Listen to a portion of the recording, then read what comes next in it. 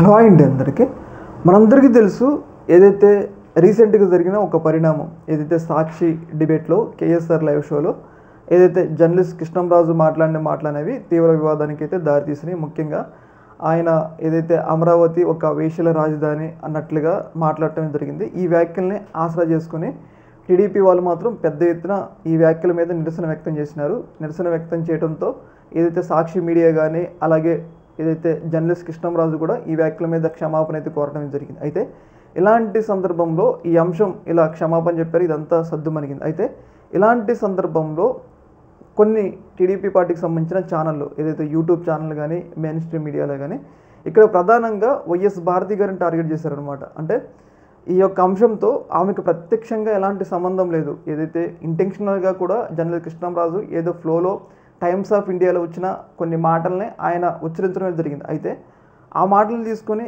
అదేదో భారతి గారే ఆ మాటలు ఆయన చేత అనిచ్చారు అని చెప్పేసి ఏదైతే దారుణంగా కూడా వైఎస్ భారతి గారి మీద వాళ్ళ మెయిన్ స్ట్రీమ్ మీడియాలోనే థంబ్నెయిల్స్ ఏదైతే భారతి గారు ఇట్లా భారతి గారు అట్లా వాళ్ళతో సంబంధం ఉంది వీళ్ళతో సంబంధం ఉంది అన్నట్లుగా వాళ్ళ ఛానల్లో చాలా దారుణంగా ఆమె మీద ట్రోల్స్ పెట్టి థంబ్నెయిల్స్ పెట్టి చేస్తూ ఉన్నారనమాట. అయితే ఇక్కడ మనం గమనించుకోవాల్సింది ఏంటంటే చిన్న చిన్న యూట్యూబ్ ఛానళ్ళు ఏదైతే చేస్తారంటే ఓకే వాళ్ళకి అంత నాలెడ్జ్ ఉంటుందో అంత ఇంగిత జ్ఞానం ఉండదు అనుకోవచ్చు. కానీ మెయిన్ స్ట్రీమ్ మీడియాల్లోనే ఇట్లా దారుణంగా కామెంట్స్ ఒక ఆడామని కూడా చూడకుండా దారుణమైన థంబ్నెయిల్స్ పెట్టి కొంతమంది వ్యక్తులను తీసుకొచ్చి మరి చాలా దారుణంగా తిట్టిస్తున్నారు. అయితే ఇక్కడ మనం గమనించాల్సింది ఏంటంటే భారతి గారికి ఆ ఇష్యూతో ప్రత్యక్ష సంబంధం లేదు.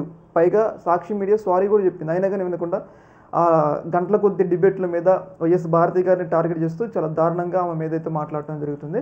పాపం వైఎస్ భారతి గారు ఏదైతే కిరణ్ చిరబోల్ అంశంలో కూడా ఆమె బయటకు వచ్చి ఒక్కరిని కూడా నిందించలేదు. ఆమె మీద సైలెంట్గా ఉన్నారు, అలా కొనసాగుతుంది. అయినా కానీ ఇప్పుడు కావాలని పనిగట్టుకొని మరి ఆమెనైతే కొంతమంది అయితే టార్గెట్ చేస్తున్నారు. ఇది చాలా దారుణమైన విషయం.